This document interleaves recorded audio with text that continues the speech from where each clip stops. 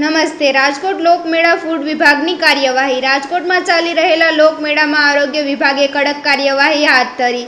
છેલ્લા 5 દિવસમાં 750 કિલો કરતાં વધુ અખાદ્ય ખોરાકનો નાશ કરવામાં આવ્યો. બટાટા, બરફ, ચટણી સહિતની અખાદ્ય વસ્તુઓને જપ્ત કરી નાશ કરાઈ. 40 જેટલા ફૂડ બિઝનેસ ઓપરેટરોને ખાદ્ય સુરક્ષા અને સ્વચ્છતા જાળવવા માટે નોટિસ અપાઈ.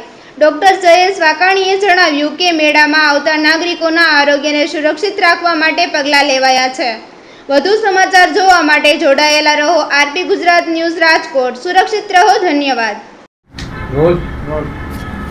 સાહેબ, લોકમેળા દરમિયાન કેટલા સ્ટોરમાં રેડ કરવામાં આવી, ખાણીપીણીના કેટલો જથ્થો નાશ કરવામાં આવ્યો અને કઈ કઈ વસ્તુ? રાજકોટ મહાનગરપાલિકાની આરોગ્ય શાખા હેઠળ જે ફૂડ શાખા છે એના દ્વારા તમામ લોકમેળાના દિવસના આયોજન પૂર્વે ઉપરાંત દિવસો દરમિયાન જે છે વિવિધ ટીમો દ્વારા જે છે એ તમામ જે ફૂડ બિઝનેસ ઓપરેટર્સ છે તમામને ત્યાં જે છે એ ફૂડની જે ચકાસણી જે છે કરવામાં આવી હતી.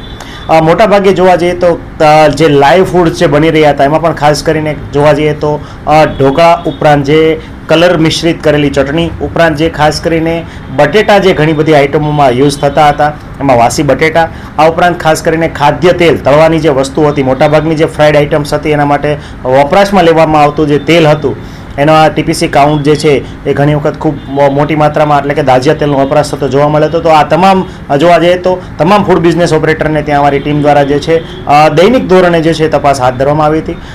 મેળા દરમિયાનના દિવસો દરમિયાન કુલ જે છે 750 કિલો કરતાં પણ વધારે અખાદ્ય જથ્થો જે છે એ મળી આવતા એનો નાશ છે એ સ્થળ પર જ તે ફૂડ બિઝનેસ ઓપરેટર દ્વારા એસડબ્લ્યુએમ શાખાના ટીપર 1 દ્વારા કરવામાં આવ્યો હતો. આ ઉપરાંત 40 જેટલા ફૂડ બિઝનેસ ઓપરેટરને હાઇજીન મેન્ટેન કરવા માટે જે છે એ નોટિસ આપવામાં આવી હતી. ઉપરાંત જોવા જઈએ તો તમામ જેટલા પણ ફૂડ બિઝનેસ ઓપરેટર જે છે મોટા સ્ટોલ ધારક હતા એ તમામને ટેમ્પરરી લાયસન્સની પ્રક્રિયા પણ ફૂડ શાખા દ્વારા જે છે એ કરવામાં આવી હતી. આ ઉપરાંત મેળા દરમિયાન જે સ્ટોલ ઉપરાંતના ઘણી બધી લારીઓ અથવા જે ઠેકા લઈને આવેલા લોકો હતા એમની પણ જે છે ફૂડ શાખા દ્વારા તપાસણી કરવામાં આવી હતી.